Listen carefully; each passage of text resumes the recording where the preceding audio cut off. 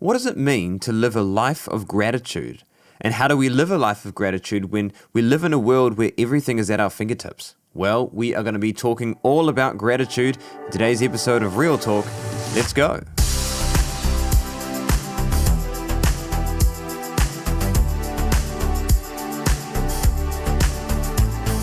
Welcome back, everybody, to another episode of Real Talk with Kane Adams.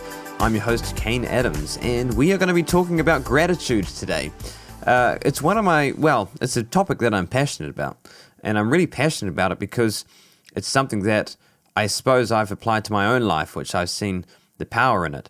And I think gratitude is one of those things where a lot of people probably know about it, and they hear about it or know about it.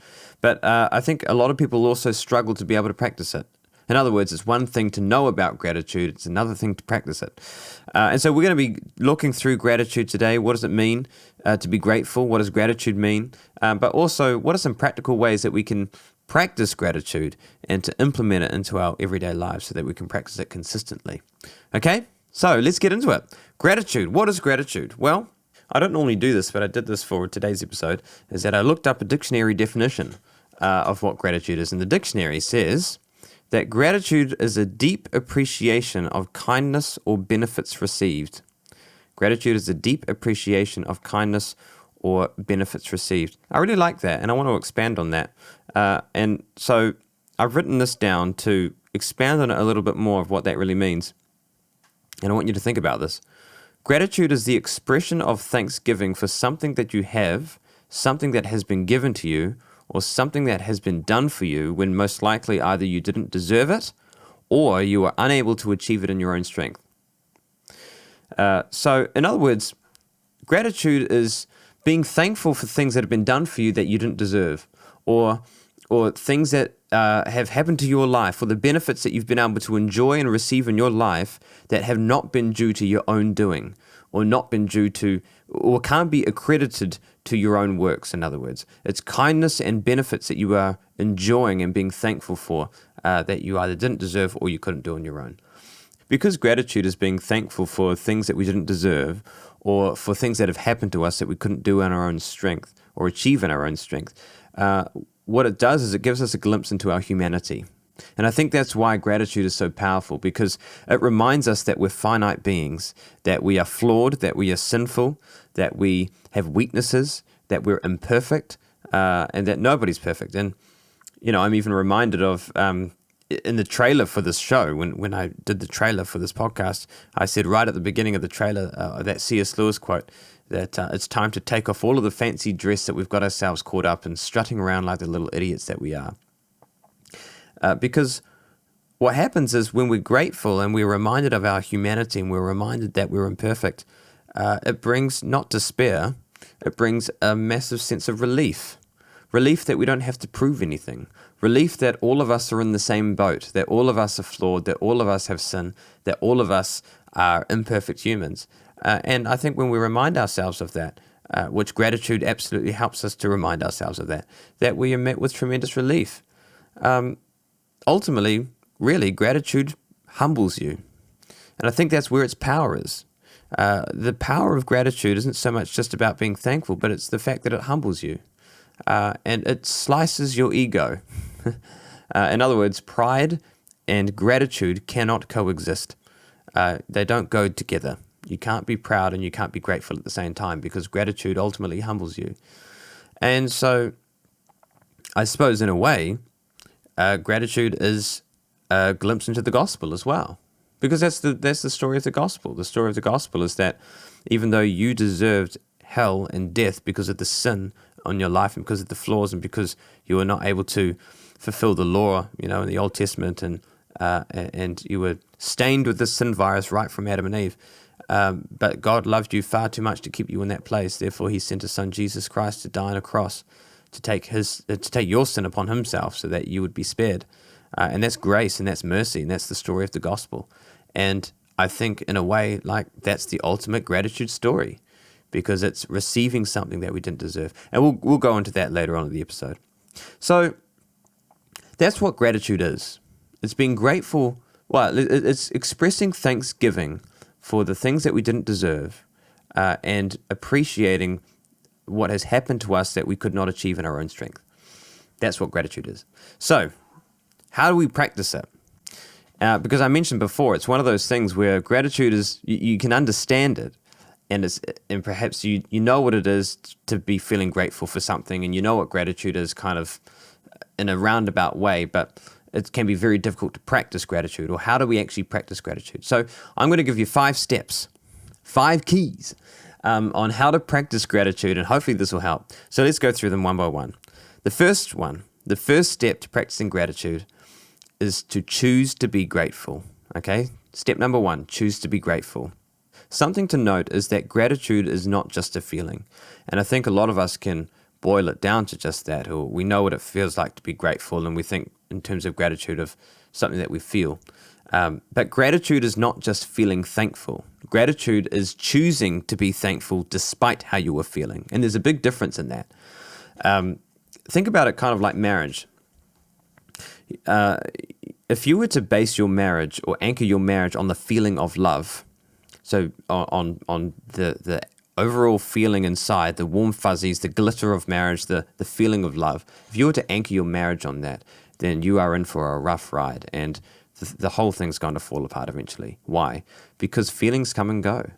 Because when you get, and I'm sure a lot of married couples will understand this, that when you are together for 3 years, 10 years, 15 years, however long, that there are a lot of times when you don't feel all those lovey-dovey feelings towards each other. And so what happens if those feelings of love go away and you anchored your marriage on that? Well, the whole thing's going to fall apart. And so love is not just a feeling. Love is a choice. It's a choice that you make. It's a choice that you declare at the altar when you're saying your vows, that you choose to love them despite how you were feeling. And when you do that, then you come to understand a deeper love, or true love, of what it truly means to be in love with someone. Not just being in love, but to actually, in terms of feelings, but actually to understand what love is, and to put somebody else before your needs and before yourself in a way that is true love. And that's rooted in choice, not rooted in feelings. And the same is with gratitude, is that gratitude needs to be rooted in choice, not rooted in feelings, because it's going to be hard to be grateful in times of suffering. And I think we all know what that feels like. When we're going through circumstances that are increasingly difficult in our lives, it can be very difficult to be thankful and very difficult to be grateful. But here's a little secret. Well, what I suppose it's an interest point more than anything, is that even though it can be difficult to be grateful during times of suffering in your life, it's even harder, it is much harder to be grateful when you're going through seasons of joy in your life, or when things are going well in your life. Because what happens is we can be unbelievably tempted to accredit that joy or accredit that peace to ourselves and to our own doing. And when we do that, then we can't be grateful because we've let our ego get in the way, and because we've let pride get in the way, and we're accrediting it to ourselves. Therefore, who are we to be thankful for? Who are we to be grateful towards? Which is a dangerous road to play or to go on. And so it's about remembering that in times of suffering and in times of joy and peace, whatever season you are going in life, to always be grateful, and that grateful is a choice. And as we choose to be grateful, then you'll find that those feelings of gratitude will follow. Okay, so that's first point. Choose to be grateful. Choose to be grateful. Point number 2, detach yourself from comparison. Detach yourself from comparison. I think a lot of us have probably heard the quote from Theodore Roosevelt, and he said, "Comparison is the biggest thief of joy." And it's true. It's unbelievably true, is that comparison sucks the joy out of your life. And the same could be said about gratitude as well, that comparison is the biggest thief of gratitude. So what happens is when we focus on others, our eyes and our hearts become drawn to what we don't have opposed to what we do have. And so instead of appreciating everything that we do have, we end up endlessly pining for what we don't have. And so the minute that you start to compare your life to other people, gratitude goes out the window. And it's even harder, I mean, in today's society, in terms of the Western world that we live in today, because what we are subject to, or what we are exposed to, is only the highlights of everybody's life.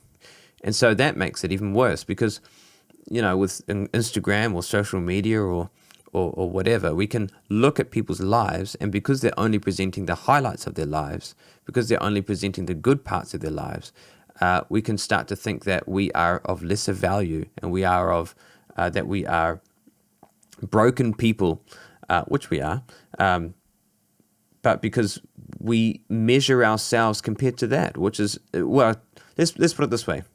We see on Instagram, for example, the highlights of people's lives. And because they're not presenting any weaknesses, because they're not presenting any flaws, we could subconsciously think that that is all that there is to their lives, and that's the whole story. Even though we know that it's not. Because a lot of us know that it's not. We all know that it's not. But because we're only being subject to the highlights of people's lives, I think our brains are wired to think that that's the whole story subconsciously. And so when we look at that and we look at our own lives, we can see a stark contrast, two very different lives, because we see only good on this side of looking at those pictures on Instagram, and then we look at our lives and we can see all the good and all the bad as well. And so we're measuring our lives up to this false ideal that does not exist and could not exist, which is a dangerous game to play. And so we find ourselves, gratitude just gets sucked out the window, and we end up wishing our lives away.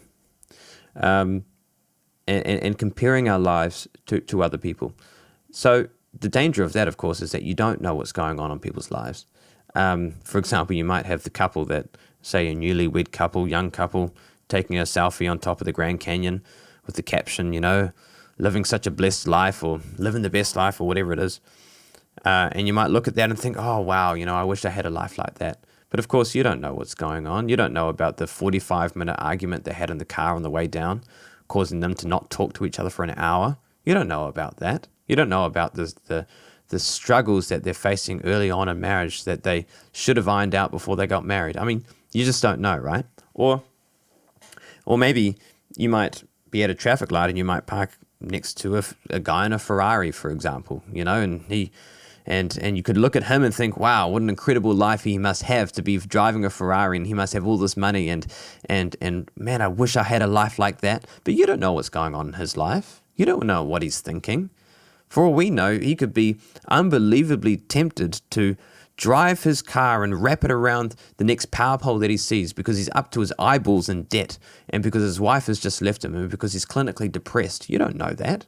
And so that's the problem, I suppose, is that when people just present the highlights of their lives, we don't know what's really going on.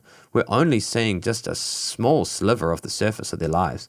And when we start to compare ourselves to that, it's impossible. It's draining, it's exhausting, it's counterproductive, and it's destructive. And so you don't want to do that.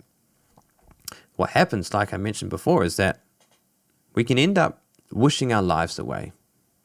And it's important to think about the future, but you don't want to live there. And I think that's a big mistake that people make. Either whether it's thinking too much of the future, or the same could be said about the past. You want to remember the past and remember the lessons from the past, but you don't want to live there.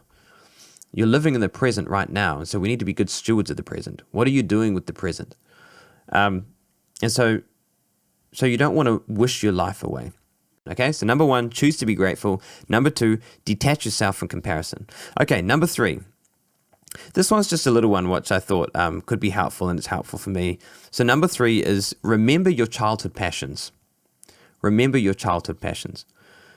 Focus on the small things in your life that bring you joy and have brought you joy since you were a child. When I was young, probably around 7 or 8 years old, I became very passionate about bird watching, particularly birds in New Zealand. And my parents had bought me some bird books, and so I started reading through them, and very quickly I became very passionate and interested in birds. And so I used to go on big walks, forest walks, and where there was some open sanctuaries, and do some bird watching, and see how many birds that I could find. And in fact, I even started kind of like a list of birds that I could see and tick off the list. And so when I got to probably the age of around 11, 12, 13. When you're starting to be self-conscious about who you are, and you're in kind of middle school, and you're making friends, and you start to compare and things like that. Bird watching very quickly for me went out the window, because it's not cool to be a bird watcher. Bird watching is not a cool sport to engage in. And so I became interested in the things that my friends were interested in, like music and arts and things like that, and which I'm also grateful for, because obviously music is a big part of my job today. But I started to become interested in things for different reasons than just because I was interested in them, but rather to fit in with my friends, or to fit in with the classroom, or with society as I knew it at the time. And it wasn't until probably my mid-20s, actually, so we're looking at a good, 12, 13 years later, that I opened up one of the bird books again and just became really passionate about it and just loved it. And so now quite regularly I go on walks and spot birds, and I've got my list of New Zealand birds that I'm ticking off. And so the reason why I say that is because you want to find those passions that give you joy for the sake of just giving you joy. Because I find, for me anyway, that it unlocks gratitude in your life. For example, with birds, I'm not interested in it because my friends are interested. I'm not interested because of trying to fit in with society, or trying to fit in with my friends, or trying to be on the recent trends or anything like that. The reason why I enjoy bird watching is because I enjoy bird watching. I enjoy it because I enjoy it. I'm interested in it because I'm interested in it. And there's no other reason. And I think the power in that is that you realize that there's nothing that you need to prove to anyone. That you're not doing it in order to prove anything. You're doing it simply because you enjoy it. And when you do it simply because you enjoy it, I think for me anyway, it unlocks gratitude in your life. That you're able to be humbled and to be grateful for the small things in life. For the things that give you joy just because they give you joy.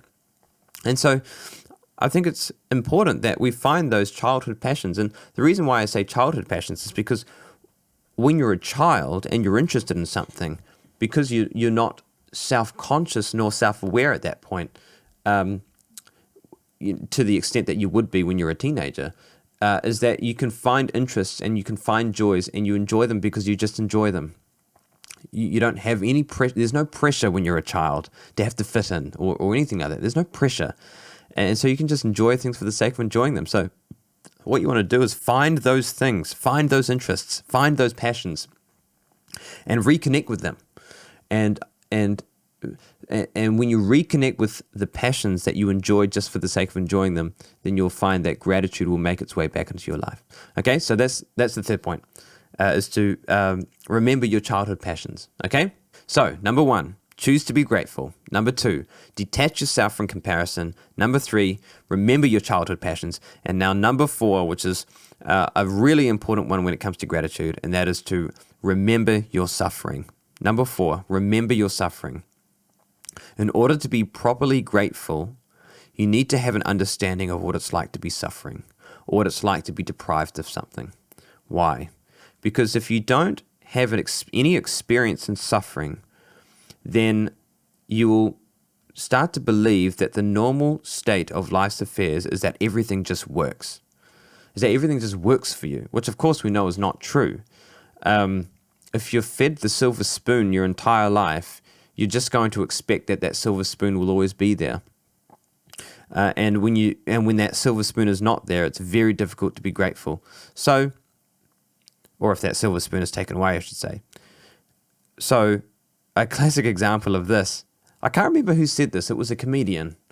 I can't remember who it was, but he was talking about airplanes, and he was joking about how an airplane is like this giant tube of metal that is hurtling through the air at 1,000 kilometers an hour, where 99.9% of the time it successfully takes off and successfully lands, and none of us bat an eyelid about it. In fact, instead, we find ourselves complaining if the Wi-Fi is not working on the plane, you know? And so we're sitting in this tube that's hurtling at 1,000 kilometers per hour. That is unbelievable that even happens and that even works. And yet here we are sitting complaining about the Wi-Fi not working, which is humorous, but it's true. When we become so accustomed to these things, then we just assume that they just always work and that just life just always works.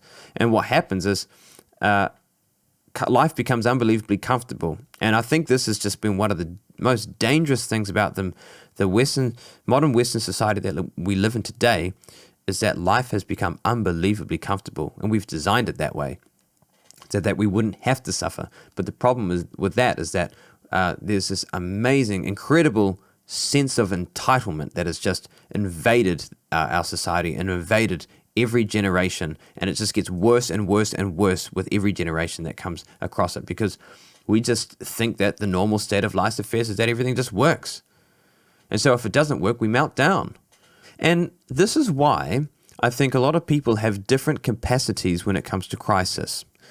And you've probably noticed that. It's interesting when you see someone who we would deem entitled have an absolute meltdown at what we would deem a minor inconvenience. So something happens in their life that's quite minor or quite trivial, and they have an absolute meltdown about it.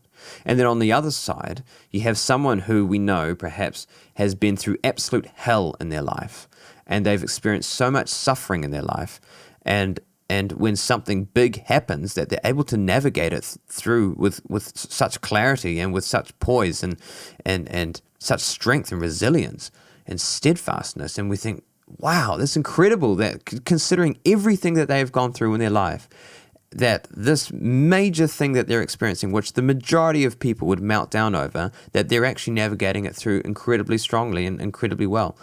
Why is that? Well, it comes back to experience and suffering.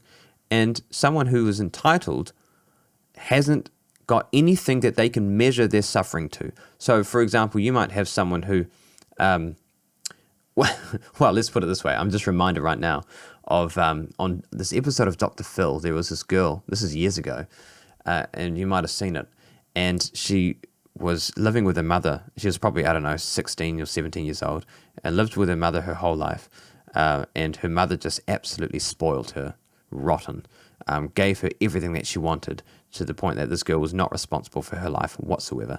And she ended up being unbelievably rebellious and being, against her mum, and being a rebel, which really is just insecurity, I think, because her mother gave her everything that she wanted. She was basically in control of her own life and got what she wanted, so there was no rock of security there. But that's another message. Anyway, so Dr. Phil, he suggested that she get a job, and she absolutely melted down over it. Absolutely melted down, because a job would be hard work, and everyone in the audience laughed. And you laugh, but it's interesting, because she says something like, "This is the worst thing that has ever happened to me." And the truth is that it really is the worst thing that has happened to her. It really is, because she hasn't had to suffer in her life. When something like this, a small inconvenience, which we would deem a small inconvenience, is actually massive for her. And it's the biggest thing that's actually ever happened to her life, and it's the worst thing that's ever happened, which is why she's treating it as if she's just gone through a divorce, or as if a family member has just died, because she's never experienced that.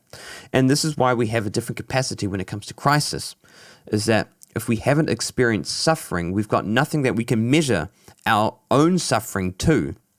Whereas someone who has experienced a large amount of suffering in their life, when they go through a massive trial in their life or event, they can measure it to that suffering that they've experienced, and they know that they've made it through that suffering alive. And so because they've made it through this event alive, they can make it through this event alive as well. So what happens is, when we face hardships in life, with every hardship that we face, we become incredibly resilient. Let's put it this way, and I've written this down because I quite like this, and this is a good way to think about it. When we know how bad it can get, the good times taste sweet. But when we don't know how bad it can get, even the good times can taste bitter. Think about that. When we know how bad it can get, the good times taste sweet. But when we don't know how bad it can get, even the good times can taste bitter. Because we've got nothing to measure against with our suffering. And so this is why people have different capacities. Great. And I guess actually just before I go onto the final point, I think something to be grateful for as well is the gift of opportunity. Is that, particularly if you're going through a season or a place of suffering right now, is that you always have the opportunity to make life better. You always have the opportunity to make things better. And that opportunity is always there. The Bible talks about it, that joy comes in the morning, that darkness is at night, but joy comes in the morning. And there's always an opportunity. There's always hope. There's always a chance to make life better. And so that is something in itself that we can be grateful for. Okay? And then the final point. So number 1, choose to be grateful. Number 2, detach yourself from comparison. Number 3, remember your childhood passions. Number 4, remember your suffering. And then the final point, which is the most important point, which is why I kept it at the end, is to remember the giver. Remember the giver. And the Bible talks a lot about gratitude. And so I want to open with the scripture here from Colossians 3, verse 15 to 17. And it says, "And let the peace of God rule in your hearts, to which also you are called in one body, and be thankful. Let the word of Christ dwell in you richly in all wisdom, teaching and admonishing one another in psalms and hymns and spiritual songs, singing with grace in your hearts to the Lord. And whatever you do in word or deed, do all in the name of the Lord Jesus, giving thanks to God the Father through him." So I love that, and I think that encapsulates gratitude quite amazingly, is that even if you have nothing to be grateful for as a Christian, you have the ultimate gratitude, the ultimate thing that you can be grateful for, which is salvation. And that's the story of the gospel, like I mentioned before, that gratitude is going right back to the beginning. Gratitude is to be thankful for receiving the benefits and the kindness and the things that you didn't deserve, and things that you couldn't do in your own strength. And this is the gospel story, is that you were bound for hell because of the sin and the flaws and the weaknesses in your life. And because of that, you were, like I said, you were bound to hell and bound to destruction, but God loved you too much to keep you in that place. And so he sent his son, Jesus Christ, to die on a cross for you so that, and bear the weight of your sin upon himself and to pay that price and pay that debt because someone had to pay it, so that you would have eternal life, so that you would be blessed and be reconciled back to the Father. And that is the ultimate thing to be grateful for. And I suppose the reason why I say that is because here's the secret when it comes to gratitude, is that when you anchor yourself in the gospel, when you anchor yourself in the ultimate thing to be grateful for, which is your salvation, then every other gratitude will flow and follow in your life. And so you want to treat the gospel as your anchor point when it comes to gratitude, is to be grateful, because it brings ultimate humility as well, because there is nothing more in seeing yourself as a human and seeing yourself as imperfect. There's nothing more than the story of the gospel that'll do that for you. Is that when you understand the gospel, you understand how imperfect you are, how flawed you are, how sinful you are, how much of a human and a finite being that you are, and it humbles you to the core. But it's also unbelievable relief knowing that your sin has been paid, knowing that your debt has been wiped, and that God loves you so much that he would never leave you in that position.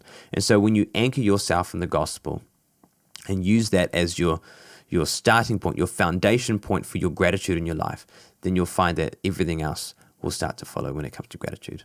Okay? I really hope that this episode has helped you. When it comes again to practicing gratitude, remember that it's a choice. It's a choice that you choose. And as you make that choice, you'll find that the feeling will follow. And so gratitude, being thankful for everything that we have already. Don't strive for trying to fill your life up with what you don't have, but instead spend your energy and spend your time being appreciative and thankful for what you already have in your life. Okay? Thanks so much for tuning in, and we will see you next time on Real Talk with Kane Adams.